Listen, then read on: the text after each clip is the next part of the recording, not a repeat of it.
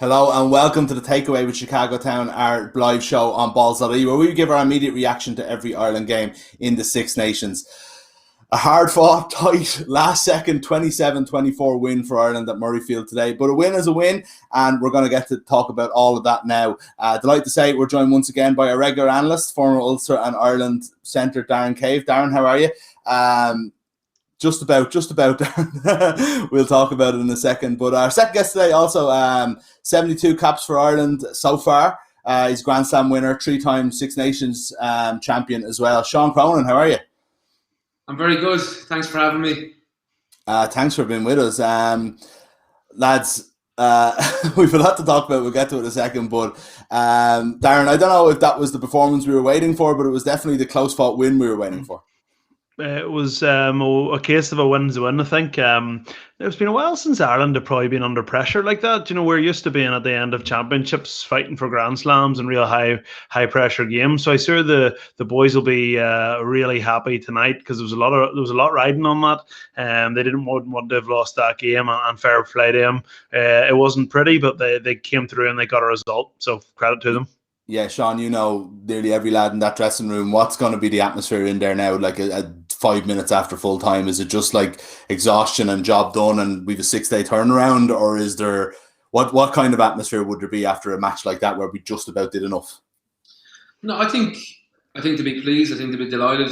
There was huge pressure on the team as a whole going over there to get a result, which they did, and like you said, they have a 6-day turnaround now leading into England, so big focus on maybe not having as much intensity in training this week, but getting the bodies right. Like it was a massive win in terms of the pressure they're under within the Six Nations. So a lot of positives to take, a lot of work-ons as well. So guys will be looking to try and make a few fix-up for the English game next week. Yeah, we're going to get into the ins and outs of what happened there in the last 8 minutes. I'm actually exhausted after I have to say, but of course it wouldn't be the takeaway with Chicago Town without some Chicago Town pizza, the perfect addition to any Six Nations game. Darren, I went with an old favourite today, tomato stuffed crust pepperoni, but I know you went for something new. I think it was the tomato stuffed crust sweet honey barbecue salami, which sounds pretty delicious. That was it. It was a bit of a mouthful, but no, it actually wasn't supposed to be a pun there. It was delicious, yeah. Limited edition, so sweet honey barbecue salami, absolutely delicious. So I don't know how I'm going to get on with Mother's Day feed in the next couple of hours here, but I'll have another rattle at it anyway. Well, I think we can see it there because it's there with your prediction for the game that we put up on Instagram earlier. Jesus, you were close enough. It was 27-24 in the end. Your numbers were incredible. You went for a Scotland win, though. But, like, it really could have went the other way. Like, it actually sounds like you pretty much called the game there, and in the end, it could have went either way. Yeah, it was close, wasn't it? Obviously got the important bit wrong, but yeah, I think it's a good result for us. I was just a wee bit worried about the game. I think Scotland have been unlucky. I think they've played well. I had it in my head, the Eddie O'Sullivan's comments after the game back in, it was either November, the Autumn Nations Cup, whatever it was. Yeah, or was it... I didn't even know it was at the end of the Six Nations. I just had it in my head about him sort of really stoking the fire with Scotland, and I saw in the press conference Stuart Hogg was asked about it this week, and I just had a feeling that the Scots were going to come good. I haven't been that impressed with Ireland, so I had to repeat myself. Fair play to them. They went and it wasn't pretty, but they got the win. That was the important bit. Yeah, absolutely. Of course, we do want you to be part of the show. Please do get your comments and questions in for the lads. If you do leave a comment, you'll be in with a chance of winning an Irish jersey and some pizza vouchers from Chicago Town. So please do get involved. I know we've got one here to start us off, Sean. Good win with some good bits. Seemed to take the foot off the pedal at 24-10 and gave away some soft tries. So, Sean, this is kind of what I wanted to start talking about anyway, which was the closing out of the game. You know, when you're 14 points up in a test match away from home and you've done everything right, you've come out and basically in not won the game at the start of the second half, but you've done what you're supposed to do to put yourself into that position. There'll be a part, even though we did the job then after Scotland equalised, got back level, they will be very disappointed that they let Scotland back into the game that probably they should have been coasting home for.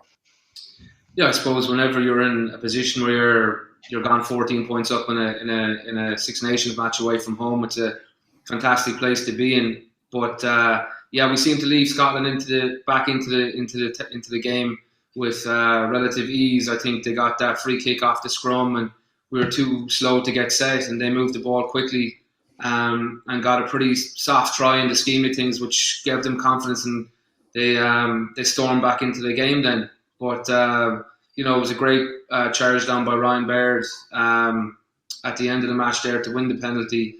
But yeah, I suppose a few substitutions in there maybe broke up the flow of the game. But look, that'll be, like I said earlier on, a work on will be how can we be a lot more focused in that area when you go 14 points up and really driving home your advantage, playing a bit smarter and playing probably down at their side of the pitch. And how do we do that, Darren? Because I know something similar happened in the first half. It was the same in the France game, really. Kind of, we started the first half really, really well, let the team gradually get back into it. Teams are always going to have phases of dominance in a game, especially with two close teams. But it does seem like Ireland tend to put themselves in good positions and then just let the foot off the pedal a little bit.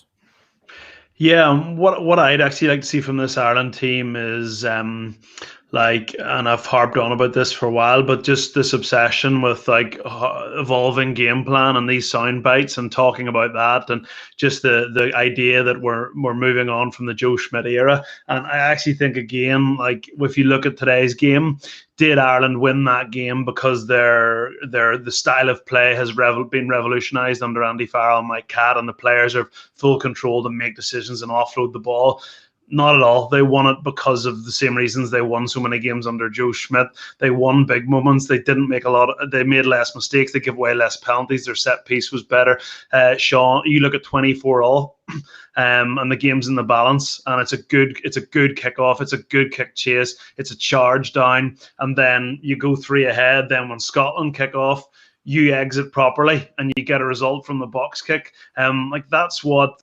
And it has frustrated me, Mick, as you know, these constant sound bites about how the players are now playing without shackles. And I just think it's absolute nonsense. And I think today you saw an Ireland team that ground out a result really well by just doing the really, really simple things better and making less mistakes than Scotland. And that's what Ireland have done probably better than any team in the world for the past, say, 5 or 10 years. Sean, you were in basically every Joe Schmidt squad if you were fit. Can you see a marked difference in our style of play with the ball over the last year? I suppose definitely in that Italy game, you could see that we were managing to get more offloads and attack the line a bit flatter.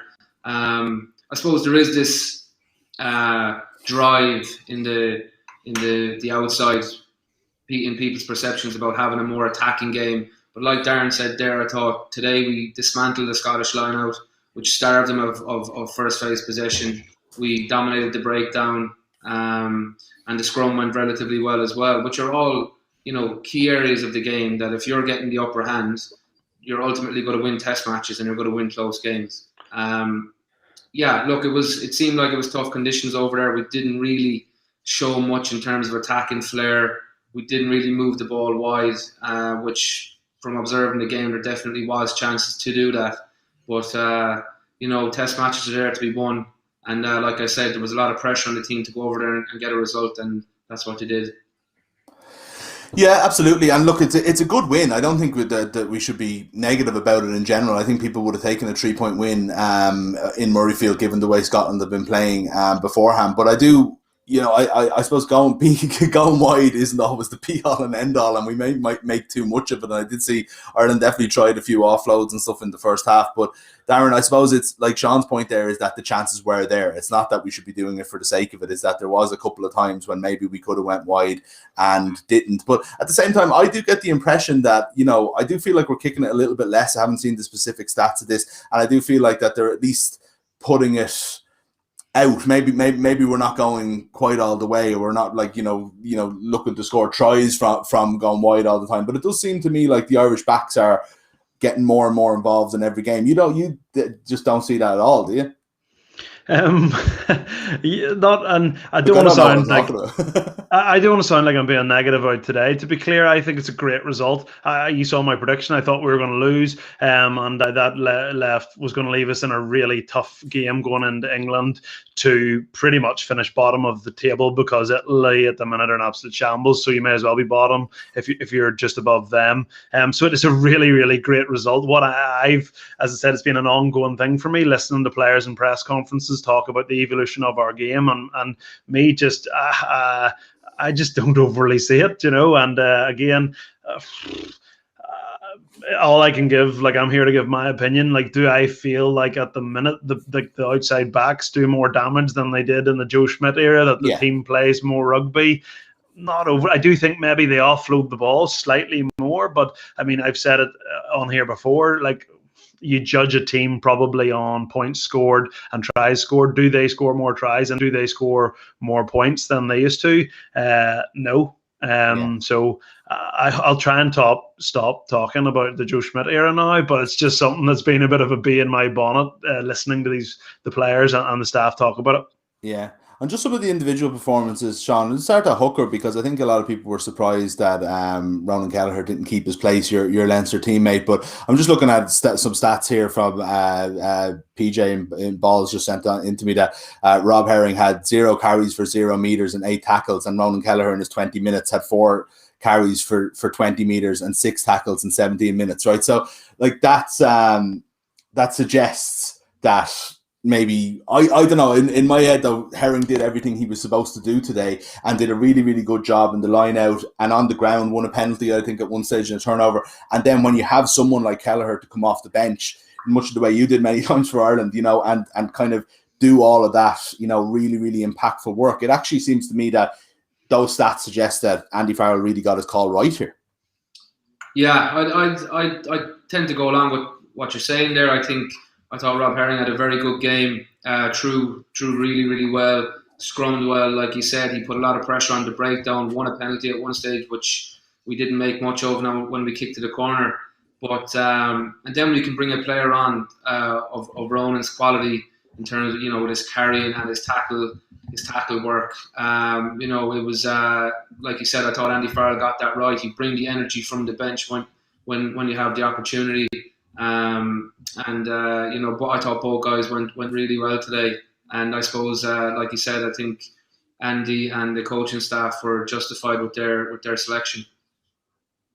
Yeah, absolutely. Darren, is there any the other person that stood out to me a little bit today, and I suppose this has been ongoing for a while now, but I thought today it was just like, it was so flawless that we kind of need to, is it time to say like that Hugo Keenan is actually the heir to Rob Kearney's 15 jersey at this stage, and there's almost no more debate about it. I just thought that every little thing he did, he just kept, the way he was aggressively coming for balls for short kicks, and I don't think he made one mistake over the course of the game. Yeah, I mean, every week we said it through the autumn. We weren't sure why he was on the wing and Stockdale was at fullback. I absolutely love everything he does. I love the way he just seems like a really, really rounded player. I actually remember the first time I saw him play was during the World Cup for Leinster, and he was just one of those players that, like, he gets the ball, he has it in 2 hands, and he looks like he has a lot of time. I think Jordan Larmour will probably have something to say about it, but yeah, for me, I really like him. I think he's a great player. I think he's going to get a lot of caps for Ireland at fullback. But as with a lot of positions with Ireland, there's serious competition for places. But I suppose, gun to my head, I see him and Jordan Larmour as our 2 best fullbacks, potentially for the next 5 or 10 years, subject to who comes through, and then Stockdale fighting it out with James Lowe, Keith Earls, etc. for one of those wing slots. Absolutely, I think, sorry to go ahead. Just on that point with Hugo as well, I think what he has potentially over the other guys is his positioning is spot on. And like we saw, Rob Kearney did it for a decade, to be in the right place at the right time, to give yourself that extra second, and that's what he has. He was fantastic under the high ball today. His attack was good, but like Darren said, I think he's nearly close to being nailed on for that slot going forward, just because of the level of certainty, and his kicking game is really good as well. Yeah. When did he start to stand out for you guys, sort of in Leinster? Because he was one of those, like, it's no offense to these guys because they're all such great rugby players, but like there's so many of these guys that kind of come through at Leinster kind of slowly and get suddenly have kind of 30 caps without you realizing that they've really established themselves. But this guy obviously just sort of was in that group and then suddenly was in the international team in November and just seems to have gone strength to strength and really, really handled the step up incredibly well. Yeah, well, I think he started just to put together some really consistent performances for Leinster, and his work ethic is off the charts. I whenever I look at the stats after games in terms of meters covered, and he'd be up in the 9-10K level for working around the pitch. So he just put in the consistent level of performances for Leinster, and if you can do that at provincial level, they're going to bring you up into international stage as well. So he's done really, really well, and it looks like he's going to be there for a long time. Yeah. Do you think we've talked enough about the fact that in the last year we brought through Keenan, that Will Connors was playing again today, that Ryan Baird made a huge play when he came off the bench, that that there are these guys, Ronan Kelleher, obviously we mentioned already, that there are these guys sort of making an impact, Darren, internationally, and it's going to take time for that to all come together into the next generation. We keep talking about post Joe Schmidt and stuff, but we're definitely blooding players that, and be that because of Leinster rather than Andy Farrell. It's not necessarily a compliment to the coaching staff, but it does seem like that there's a new team developing there, and it's probably been done in the right way, in that it's a couple here and there. Yeah, no, you're actually probably right. It probably isn't mentioned enough. You're talking, 5 players?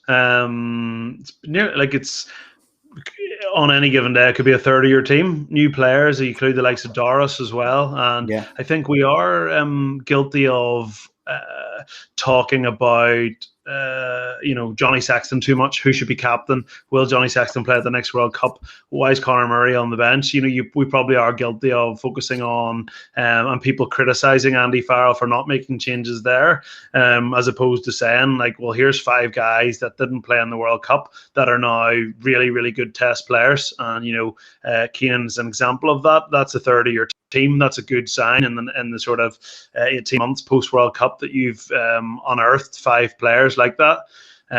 Add in, I think, a bit of form for the likes of Robbie Henshaw, probably since he scored a worldie against France at the end of the Six Nations in November. And ever since then, I just think he's been a different player again, off the back of a couple of years of Joe Schmidt. Said I wasn't going to mention him. Really selecting Bundy Aki and Chris Farrell, and Robbie and Gary, and those guys being 2 of 4. So yeah, there has been a lot of change as well. And to answer your question, yeah, I think sometimes we are slow to recognise it. Yeah. The one other player I want to mention, because I want to get on to less kind of individual chat, but you mentioned him there. Should he be captain? Should he be going to the next World Cup? It's like every week, I don't know how we make a case for him not being at this stage. I know we have to take it all 1 month at a time or 1 year at a time, whatever it is. But like, Sexton won that game again for Ireland today, Darren, and like, even just, it's so rare these days that it comes down to his goal kicking, because it's normally everything else. And, it's like we're so fond of going to the corners and stuff like that. But even just to casually nail that, I think even in commentary, there was just this sense that it wasn't going to be missed. It was from the bloody touchline. It's actually funny you say that, because I was thinking the same thing myself. He's such a good all-round player and gives so much to Ireland or Leinster, whoever he's playing for. It's not often that he sort of gets I don't think we view him as, like a 95% or whatever goal kicker, because he's got such a good all-rounded game. But today, when it came to it, and you just knew he was going to deliver, add into that the crossfield kick, and I think it's a conversation for another day. I still think the World Cup is a long, long way away, and there's a lot that's sort of happening now and then. But like right now, there's no questions that he's the best fly half in Irish rugby by quite some distance, and he's just probably the most influential player by still a bit of a distance. Yeah, I think that's clear to even just those watching it, Sean. Obviously, you know a lot more than we do about exactly, well, Darren knows a bit more than I do as well about what goes on the field. But, you know, never in doubt with that kick as well. You know, that just says it all about a player like Sexton, because you look at Russell on the other side and it's like not to diminish him in any way, but you never felt too comfortable that he was going to get that kick from the sideline at the end of the first half. Yeah, Finn Russell would be now, you know, yeah, I'd say you'd love to play with him, and then at the same time you'd hate it. There's no questioning his talent. I suppose I'd always look back to that European Cup final last year for Racing, where, you know, he was winning the game 1 minute and then losing it another minute. So, yeah, look, Johnny stepped up there with that last kick. It was phenomenal. Like you said, like, I wouldn't have even thought it was right on the touchline. I thought he was cool and calm all day long, dealing with Romain Poit. And played smart as well, especially in the first 10 minutes where we were putting up those high up and unders, and we were getting some purchase there, and a beautiful crossfield kick then as well to get the first score. So yeah, I thought Johnny was really focused and played really well today. Yeah. A good few comments, Sean, there coming in are mentioning the name Paul O'Connell. And look, understandably, it does seem like if you look at the autumn compared to the Six Nations, it's a different Irish lineout. But the Scottish lineout completely collapsed today. And I suppose I've just known that we're going to talk to you. All I could think of was, who's at fault for this? I can never tell. Is it the hooker? Is it the jumpers, the callers, or is it Ireland? You know, because the Irish players definitely have a huge part to play in those turnovers as well. Probably a bit of A, B, and C and D that you said there. I think you can see Paul O'Connell's influence coming through. We're getting up in the air, we're putting pressure on. I think then we probably had the Scottish callers and Turner rattled a bit as well.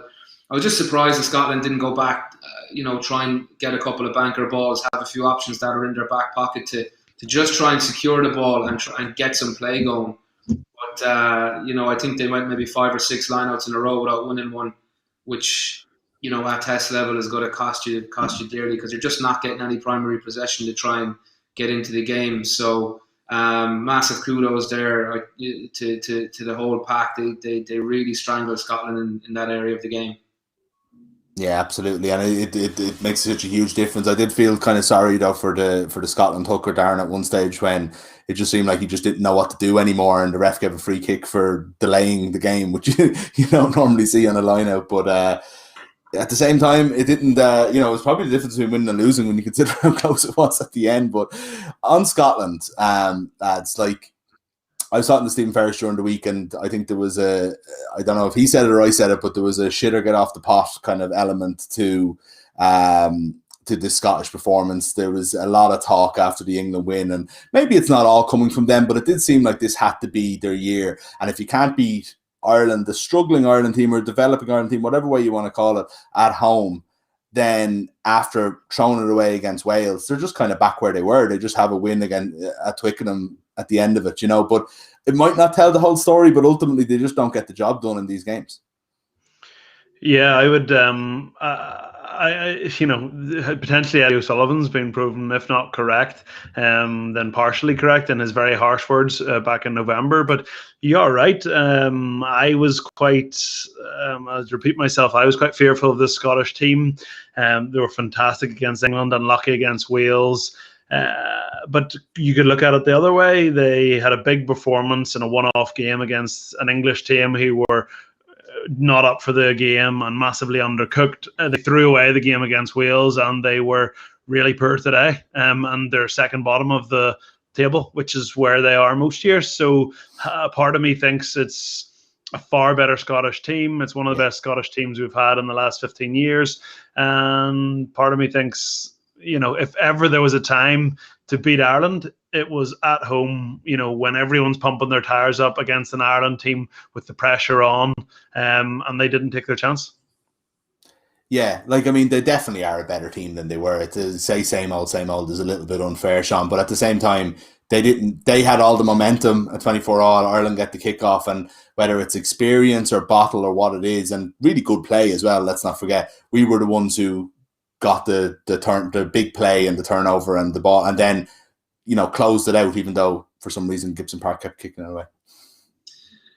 Yeah, and like I go back to what Darren just there, what he said. I suppose they are, in my view, where they were a few years ago. Now they might have brought on a couple of players, but sloppy penalties, giving Ireland access into the game constantly, not trying to get on board with what Roman Pot was looking for, poor set piece, and generally just being too loose with the ball, and then like you mentioned for that last play, 24 all, you secure the ball, you secure the kickoff, the number 8 Fagerson catches it, you get in around him, you secure that ruck, and you get your pillars either side of the ruck, and you get your 9 to have them nice and secure to pump the ball long. They didn't do it. Ryan Baird got a fantastic block down, and then I think Ian Henderson came in then with the poach, and that ultimately cost them the game. So, they still have a lot to try and learn in order to see out these big games.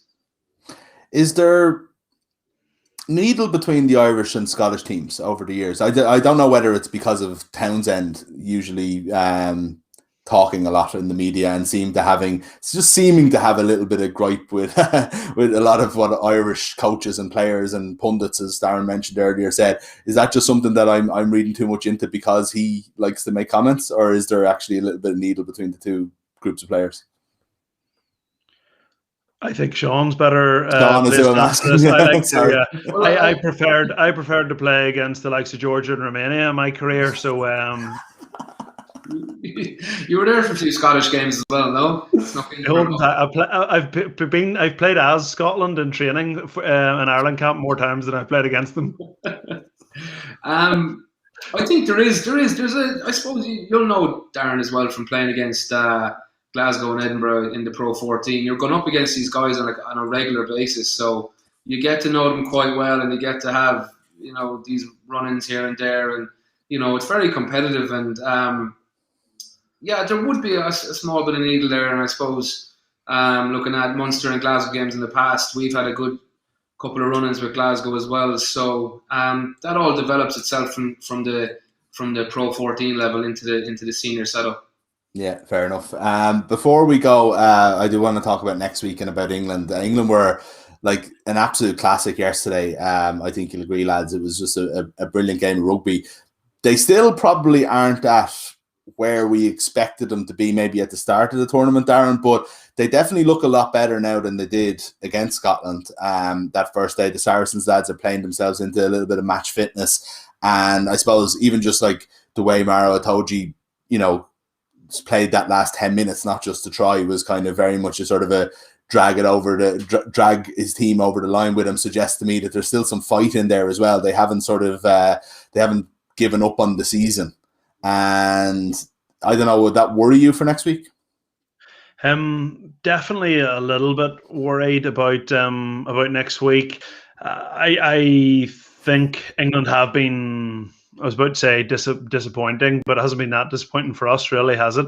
It's been quite enjoyable. But they've lost 2 games and they beat France. I definitely wouldn't have said that at the start of the Six Nations. Watching that Wales game against England was what's going on here? There was a couple of controversial refereeing decisions, but ultimately it was self-inflicted. And those standards from an English team that were very unlucky not to win a Rugby World Cup not that long ago were really unacceptable. So I think it's going to be a really, really tough game for Ireland next week. Yeah. Look, we've probably thought this I think sometimes, Sean, we've underestimated Ireland in advance of England games, definitely in the past. I'm thinking of 2017 when they were going for the Grand Slam and we beat them in the last game in the Aviva, and it was just one of those brilliant Irish performances that you remember that Ireland, can be as good as England or better. But I suppose the last couple of games, they've been the team that we've really struggled against. It just hasn't looked. Like, I'm thinking of the November game when the scoreboard didn't even tell the story of how really one-sided that game was. I suppose Ireland and England have both evolved, and it's going to be a different game next week. But I don't know. I suppose I'm worried, and I'm asking if you are. Yeah, look, I was involved in a couple of those games pre-World Cup. both in the Six Nations and in the warm up games. I was involved in both of those, which weren't great losses.